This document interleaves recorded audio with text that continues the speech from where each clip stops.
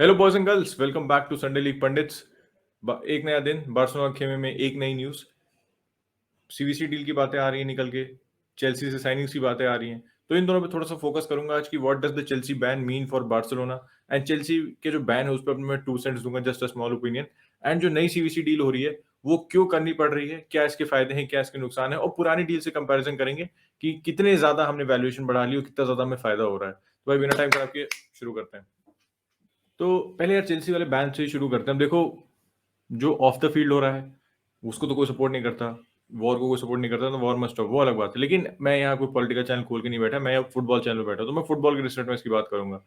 जिस हिसाब से चेल्सी पे बैन लग रहे हैं एंड जो ये बोरिस जॉनसन की यूके गवर्नमेंट कर रही है भाई, यार सच बताऊं तो एक वो होती है ना विंडो वॉशिंग, आप एक टर्म समझते हो कि लोगों को प्लीज करने के लिए बस जो सरकारें काम करती हैं उसको एक तरीके से विंडो वॉशिंग आप कह लो यहाँ पे, कि एक्चुअल कुछ नहीं किया उन्होंने। जब यूक्रेन की सपोर्ट करने की बात आई तो अपने मॉन्यूमेंट्स पे लाइट जला दी यूक्रेन की झंडी के, नोबडी सपोर्टेड यूक्रेन। वॉर में कोई ऐसे खासा मदद नहीं की, अब कर रहे हैं, शुरुआत में कुछ नहीं किया। But what they are doing, they are seizing Roman Abramovich assets. करो, अच्छी बात है, करो, impact Russia in what way you can.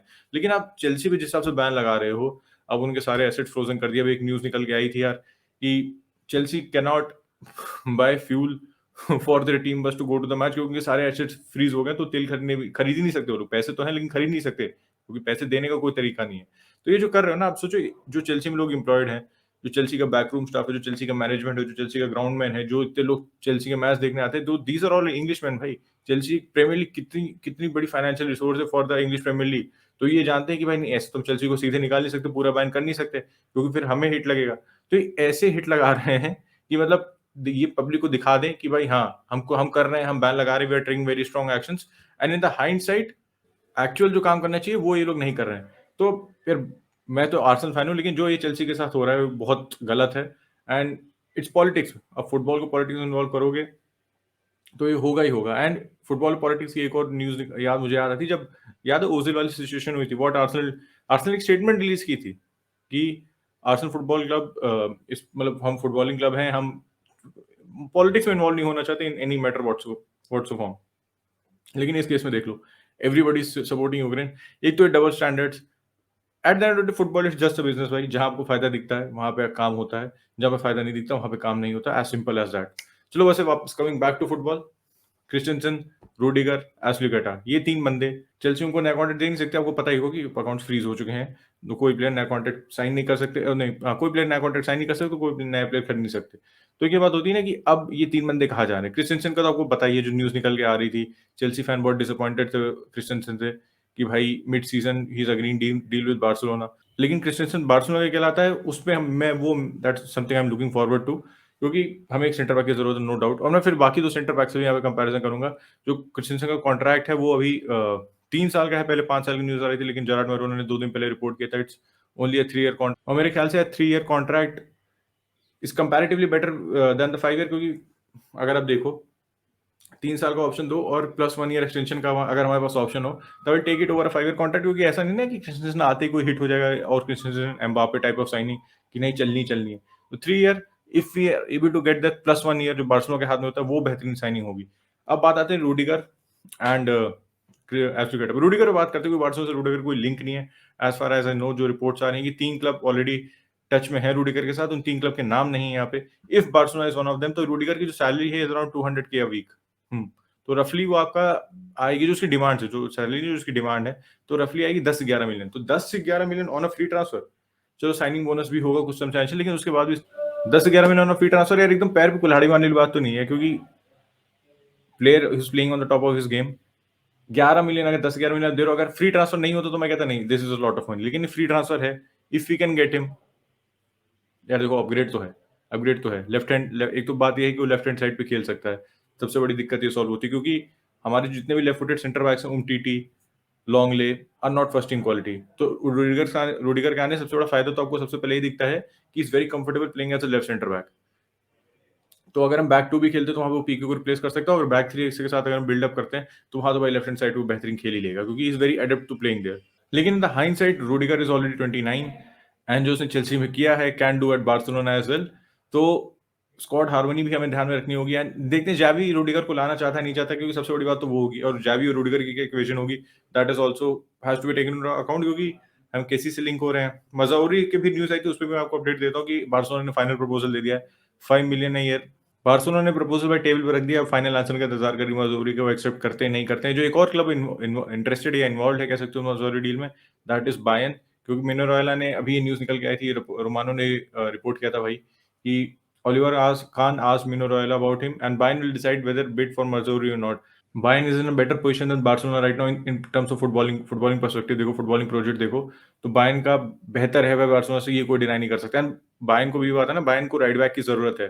Bayern के पास ब्रूनो सार है जो भी मतलब बस डेडलाइन डे साइनिंग होती है ना, उसको साइन कर लिया था, ओलंपिक मार्च से साइन किया था, is nobody no he is no way near the Bayern quality. उसके अलावा बेंजामिन पवार्ड है, वो वर्ल्ड कप के बाद से नेवर रियली कह सकते हो कन्विंस नहीं किया as a starter in the Bayern, as a Bayern full back. तो देखते हैं मज़ौरी के लिए बायर्न इंटरेस्टेड हो सकती है। और अब आते हैं फाइनल 2 प्लेयर्स पे आते हैं। बार्सिलोना ने 2 साल का प्रपोजल रख दिया है 2024 तक एस्पिलिक्वेटा के लिए। तो एस्पिलिक्वेटा आने से क्या होता है?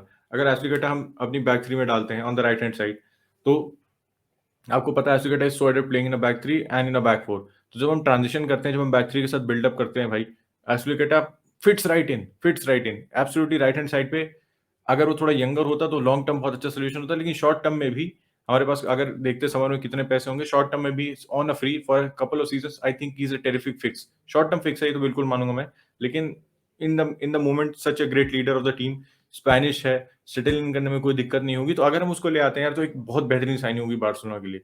और अगर क्रिस्टियन को ले आते तो वो भी अच्छी साइनिंग होगी, और रूडिगर को ले आते तो वे लोन चेल्सी फुटबॉल क्लब। तो देखते हैं कि भाई कैसे ये तीनों डेवलपमेंट्स होते हैं। फ्री ट्रांसफर एफसी बन चुकी है बार्सिलोना। तो आते हैं दूसरे दूसरे साइड पे आते हैं, पैसे पे आते हैं। पैसे कहाँ से आने वाले हैं जो इतने प्लेयर को साइन करने वाले हैं? मजोरी की बात चल रही है, कैसी की बात चल रही है, क्रिस्टियनसन की बात चल रही है। रूडिगर में पता नहीं, क्योंकि 3 क्लब्स हैं, 3 क्लब में नाम नहीं दिया है अभी रूडिगर का। उसमें नाम नहीं है, तो बार्सिलोना की डायरेक्ट वो है कि नहीं है, तो रूडिगर को अभी नहीं मिलेगा। तो 3 प्लेयर ये हो गए, चौथा क्रिस्टियनसन। ये 4 प्लेयर में तो जो फ्री एजेंट है, इनमें हम इंटरेस्टेड है, हमने ऑफर भी दे दिया। तो इतने पैसे जो आ रहे हैं वो कहाँ से आ रहे हैं भाई? मुद्दे की बात ये आती है। तो Barcelona is finalising an agreement with La Liga for the CVC deal.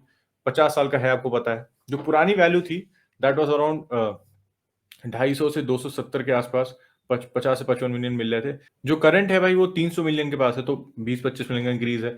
और हम ये क्यों कर रहे हैं? देखो, हमने तो पहले सीरीज मना कर दिया था भाई कि नहीं, हम तो नहीं करेंगे सीवीसी डील। 4 क्लब बाहर हो गए थे, लेकिन वापस से विवाद कहाँ से आ गई सीवीसी डील की? आप काफी न्यूज सुन भी चुके होंगे उस पर। तो वापस से जो मुद्दा वही वापस उड़ के आया है, क्योंकि हम चैंपियंस लीग से पहले बाहर हो गए थे। तो आपको पता है champions league money is so important for us right now. अगर हम इस सीजन नहीं क्वालिफाई करते तो अगले सीजन के जो ख्वाब हम देख रहे हैं सारे भूल जाओ। तो champions league money is very important, broadcasting right, sponsor अगर आप नहीं क्वालिफाई करते हो तो वो कम हो जाते हैं चैंपियंस लीग नो क्वालिफाई करने के लिए। तो वो जो हमने बाहर हो गए जल्दी, उसको मेक ओवर करने के लिए हम ये सीवीसी डील अग्री कर रहे हैं। लेकिन जैसे पिछली बार आपको पता था, इस बार भी वही होगा कि खाली 15% का भाई हम इस्तेमाल कर सकते हैं नए प्लेयर को रजिस्टर करने के लिए, या हम किसी को कॉन्ट्रैक्ट एक्सटेंशन देने के लिए। वो पहले भी वही था, बाकी पैसा आपको अकेडमी में लगाना है और कई जगह जाएंगे। डिटेल्स में बहुत ज्यादा नहीं जा रहा हूँ, क्योंकि ऑलरेडी सब बहुत वीडियो आ चुके हैं, हम भी बना चुके हैं। और तो आप सोचते हो ये तो खाली 15% है, बाकी के पैसे कहाँ से आने वाले? जो स्पॉटिफाई वाली डील है that is getting very close. आज मैं वही पढ़ रहा था अभी थोड़ी देर पहले इस वीडियो के, कि we are very close and hopefully इस महीने के एंड तक या अर्ली नेक्स्ट मंथ वो डील भी कंक्लूड हो जाएगी। एंड बार्सा स्टूडियोज की जो सेल है भाई, उससे अच्छा खासा पैसा आने वाला है। लपोटा की स्टेटमेंट थी कि the sale of a maximum of 49% of Barca studios is another asset that Laporta described as a leverage to reactivate the club's economy।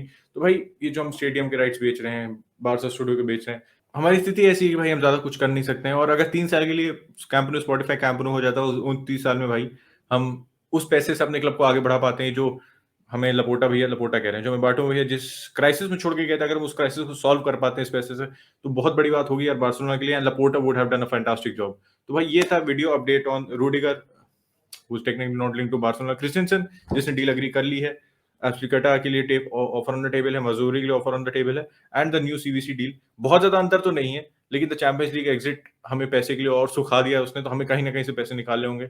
और यार अब एक बात ही बुरी लग रही है हेंचो की, अगर सीवीसी डील एग्री कर रहे हैं तो समर में ही कर लेते तो शायद मेसी रुक जाता। लेकिन वही बात है कि अभी भी मौका है। आप अभी आज न्यूज निकल के आ रही है, PSG is done with Neymar.